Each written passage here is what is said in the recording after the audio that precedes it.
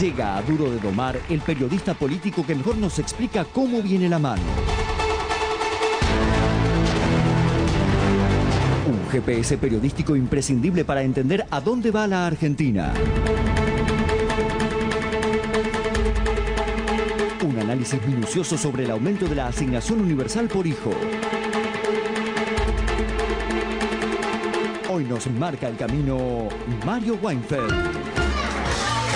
Mario, querido, ¿cómo le va? Un gusto saludarlo.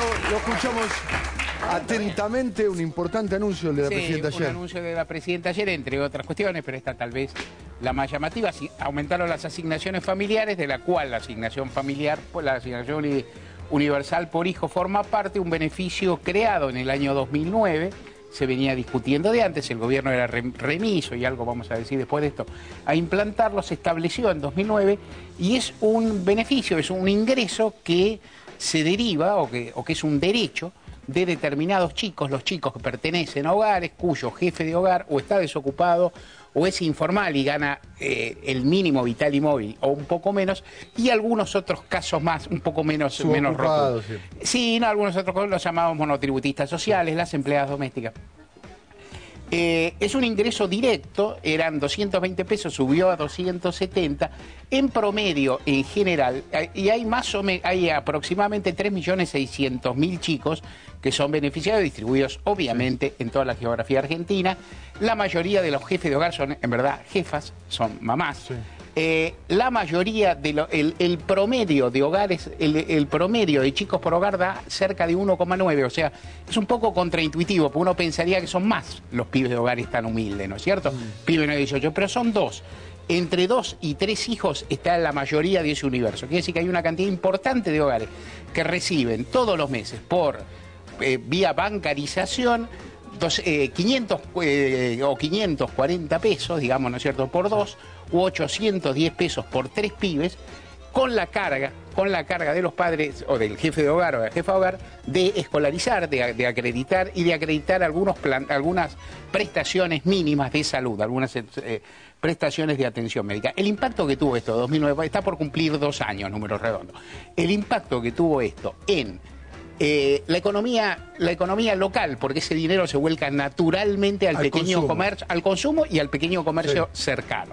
En la economía doméstica, que digamos, uno imagina y sabe, gente de hogares humildes que sabe que todos los meses, que no es que recibe una guita un día, recibe esa plata mes a mes y que administrándolo bien, inclusive va cubriendo necesidades sucesivas. Esto se estudió, al principio es la comida, es mejorar un poco la comida, luego fueron los útiles escolares. Este año el ministro Silioni contaba que hubo mucho menos demanda de material escolar por parte de en promedio. ¿Por qué?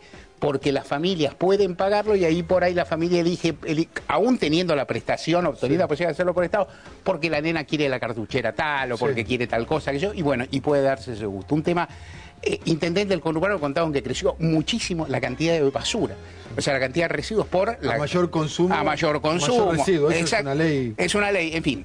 El impacto es gigantesco y estos son todos los rasgos de una medida notable que acá y allá al gobierno le gusta tener récord. Dice, bueno, es la primera latina. ¿Será o no será? Porque eso hay planes en varios países, en Brasil hay uno Bolsa Escola, el Bolsa Familia en Brasil. El Fomecero, hay cuestiones. Lo que sí con impacto con relación a PBI es el 1.2, sí, y eso, en eso sí. Esa cuenta la mayor. Lo que también podés discutir es cuál es el universo de personas cubiertas, o podés discutir cuánta plata en valores absolutos, en fin, se puede discutir. Eso es un programa de ingresos notable. Y ha causado un impacto enorme y va directamente a donde están las necesidades. Estos son todas las virtudes. ¿Qué cosas podría señalar uno que podría mejorarse dentro, insisto, de algo que ha sido un cambio cualitativo gigantesco? ¿Una ley? Una ley. Claro, ¿por qué? Porque salió por decreto. Claro, ¿por qué salió por decreto? Por necesidad, porque en el momento, en 2009, con la oposición que había ganado la elección, que estaba en una posición muy ofensiva frente al gobierno, digamos, era muy difícil consensuar la norma, se sacó por decreto y se sacó bien. ¿Por qué la ley me parece? Porque consolida el derecho. ¿Y sabes qué haría yo? Sí. Como tema de discusión, yo no soy quien, no soy un legislador. Claro, como ciudadano. Claro. Como ciudadano.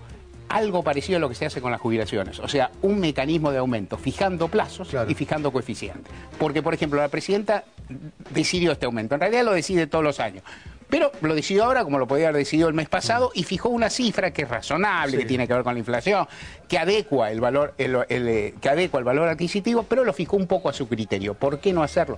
Yo creo que en el próximo periodo legislativo debería hacerse por ley. Recordemos que no era una iniciativa que formaba parte del programa político del peronismo, sino venía del FRENAPO, de la CTA históricamente, y que el kirchnerismo la toma como propia y la lleva adelante, la realiza, que quizás es lo más importante. Claro, no, es más, yo diría más, porque hay una parte que es muy interesante. El kirchnerismo realiza esta después de perder las elecciones en 2009. Sí.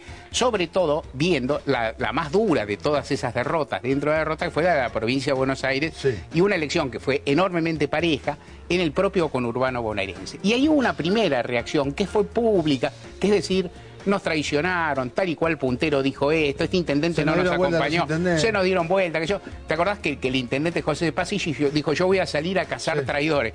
Le fue mal, porque no, se ve que no pescó mucho, o es de esos que por ahí pesca a los animales, a los peces y después los devuelve vivos, no sé, no pescó muchos, pero en cualquier caso hubo esa reacción con la cual el kirchnerismo es afecto, y seguramente hubo discusiones, lo que se llama pase de factura y demás, pero lo que hizo el gobierno ahí, que a mí me parece interesante y que tiene que ver con algo que hablamos siempre, con las elecciones no pensó estas elecciones las perdimos porque 4 punteros se nos dieron vuelta.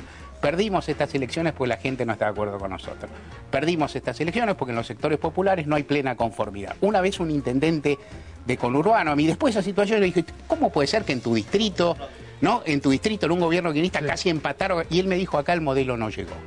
Es decir, y lo que vieron entonces es que la derrota es producto de la insatisfacción social y que la insatisfacción social es demanda. Yo creo que esa es la gran virtud del gobierno en esta etapa y en esta institución. Un pequeño detalle, para implementar la asignación universal hubo que hacer falta para que se recuperen los fondos jubilatorios, digamos, como paso previo. Sin ninguna duda. Y yo creo que también está pendiente que hay algunos sectores de algún universo de chicos y por lo tanto de familias que deberían estar cubiertos, monotributistas sociales, algunos, los informales que en teoría ganan, que supuestamente ganan más que el salario mínimo vital y móvil, debería ampliarse ese universo para que la asignación, sin ser estrictamente universal, porque no lo es, cubra prácticamente vía asignación familiar común o vía asignación universal, estén cubiertos todos los hijos de trabajadores de la Argentina. No se está tan lejos, pero si se discute una ley o se mejora el decreto, se puede llegar realmente a algo muy rotundo. En promedio, igual, creo yo, la mejor política social del kirchnerismo que no tenía en su libreto en 2007.